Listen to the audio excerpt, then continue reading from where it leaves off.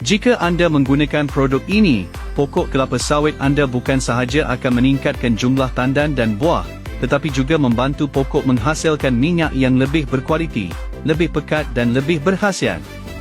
Skim sawit booster dalam bentuk serbuk versi peningkatan formula berganda X2 khusus untuk pokok kelapa sawit. Terutama jika digunakan sejak pokok masih kecil, sawit booster akan membantu menguatkan akar, mengeraskan batang, menebalkan daun dan meningkatkan penyerapan nutrisi.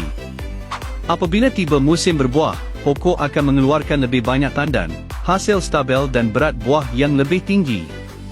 Sawit booster bentuk serbuk juga mudah larut, tahan lama dan lebih menjimatkan berbanding bentuk cecair.